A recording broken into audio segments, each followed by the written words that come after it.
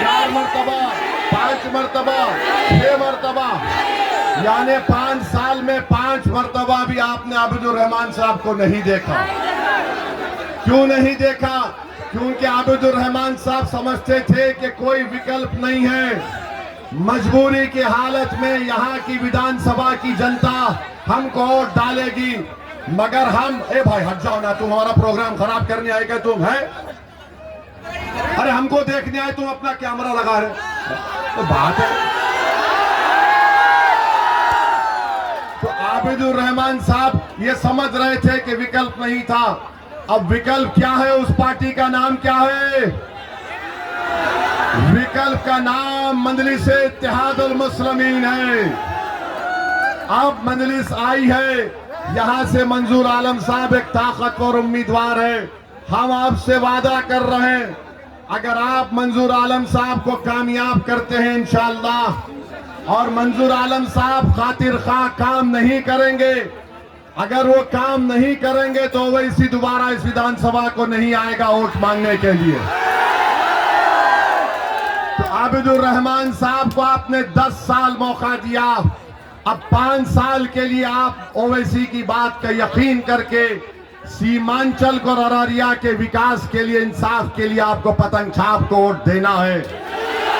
मेरे भाई, यहाँ पर पुल बनना है, रोड बनना है, स्कूल का इंतजाम होना है, किसानों के खरीदी का सेंटर इंशाअल्लाह यहाँ पर हम कायम करवाएंगे अररिया और किशनगंज में। बीजेपी जेडीयू तो सीमांचल की जनता को घुसपैठिया कहती है, तो हम घुसपैठियों का जवाब देंगे। एक कांग्रेस के नेता हैं जो हमारे बारे में बहुत कुछ आजकल बोल रहे हैं, उनको बेचारों को घर में मोहब्बत नहीं मिल रही तो हमसे मोहब्बत कर रहे हैं। उन्होंने कहा कि ओवैसी मेरे अंगना में तुम्हारा क्या काम है? तुम्हारे बाप का अंगना है सीमांचल? अरे सुन, जब हमारे और सबके अब्बा बाबा आदम जब जन्नत से दुनिया में कदम रखे तो वो भारत में कदम रखे, ही हमारे अब्बा की सरजमीन है, हमारे अंगना में।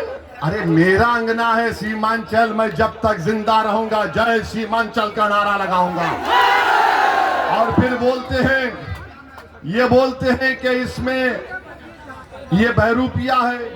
अच्छा, मैं बहरूपिया हूं, इसका कोई जमीन नहीं है, पगार नहीं है, कोई जात नहीं है। एक बात याद रखो, मेरा नाम मेरे बुजुर्गों ने असदुद्दीन रखा। असदुद्दीन के माने क्या होते? अल्लाह के दीन का शेर। और तेरा नाम टप्पू पप्पू है, और फिर तू नहीं जानता कि असद हैदर कर्रार के निस्बत से भी है, तो बहरूपिया तो असद नहीं हो सकता। मैं अपनी आवाज उठाता हूं, और फिर जहां इनका सवाल के जमीन और पगार नहीं है, अरे तेरे को जमीन और पगार मुझसे पूछने वाले, ये पूरा सीमांचल मेरा है, बता तेरा क्या है? ये पूरा सीमांचल मेरा है। 8 साल के बच्चे से लेकर 80 साल का बूढ़ा, हमारी माँ और बहनें मुझे देखकर बोलती है पतंग छाप जिंदाबाद, पतंग छाप जिंदाबाद। और ये साहब मुझसे पूछते हैं मेरी जात क्या है? मेरी जात मेरा दीन है। सुन, मेरी जात मेरा दीन है, मेरी शनाख्त भारतीय है। अब बोल तू क्या जवाब देगा? याद रख, मेरी जबान का मुकाबला तुम क्या तुम्हारे पार्टी का लीडर भी नहीं कर सकता। आप हमसे सवाल कर रहे हैं, हम यहाँ पर क्यों आए? यहाँ पर सीमांचल में इंसाफ के लिए आए। और जो लोग मजलिस-ए-इत्तेहादुल मुस्लिमीन पर तनकीद करते हैं, मेरे अजीज दोस्तों और बुजुर्गों, मैं आपसे अपील कर रहा हूं कि बदलाव लाना पड़ेगा, बदलाव लाना पड़ेगा। और आप जानते हैं यहाँ के बीजेपी के एमपी ने भी क्या कहा था सीमांचल के बारे में। सीमांचल में रहना है तो ये करना पड़ेगा, सुनो बीजेपी के सांसद साहब, अपने घर में बैठकर बोलना सीमांचल की जनता, चाहे हिंदू मुसलमान दलित हो, गयूर जनता है, वो तुम्हारे इन दिल फरेब बातों को यकीन करने वाली नहीं है। और वो डरने और डराने का वक्त चले गया। मैं बताता हूं, यहां पर बीजेपी को आपने देख लिया, जेडीयू को देख लिया, अब आपके सामने मंजलिस है। गठबंधन से हम कहना चाहते हैं कि बताओ आपने 17% अल्पसंख्यक समाज से क्या इंसाफ किया? 17% अल्पसंख्यक समाज से क्या इंसाफ किया? कुछ नहीं किया। जो 14% यादव हैं उनको 36% टिकट दिया। जो हमको गाली देते हैं, जो हमको बहरूपियार हमारी जात पूछते हैं, अरे 1960 से 2020 तक जितने बिहार में विधानसभा के चुनाव हुए, तुमको मालूम कितने मुसलमान विधायक हुए? सिर्फ 8%। 1960 से 2020 तक। तो जो हमसे हमारी जात पूछ रहे हैं, बताओ तुमने कितनों को कामयाब किया? अगर बैकवर्ड क्लास को लेंगे तो उनके करीब 40% कामयाब हुए। अगर फॉरवर्ड क्लास को लेंगे तो उनके करीब 40% के कामयाब हुए।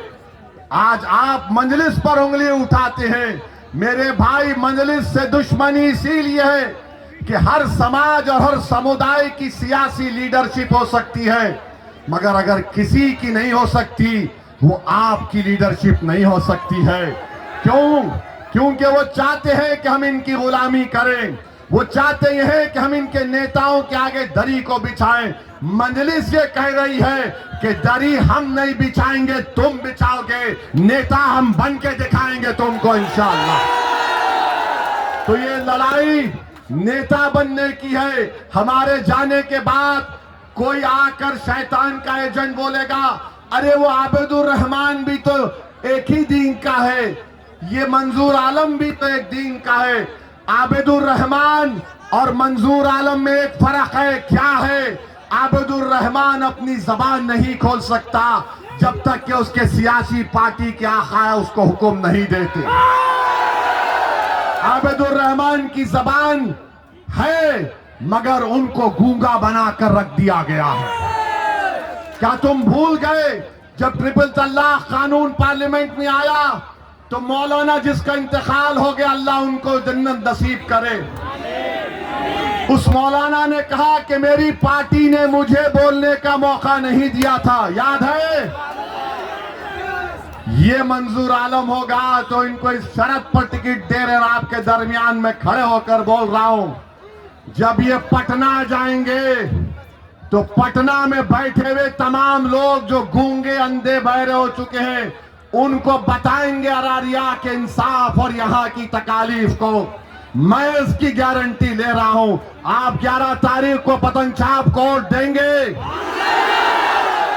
आप अपने इत्तेहाद को मजबूत करेंगे, आप सीमांचल की इंसाफ में मंजलिस को कामयाब करेंगे, आप सीमांचल से इंसाफ कराएंगे, आप सीमांचल के नौजवानों को अच्छा मुस्तकबिल दिलाएंगे, आप बच्चियों के तालीम का इंतजाम कराएंगे, आप पुल को तामीर करवाएंगे, आप ताटबंद का काम करवाएंगे।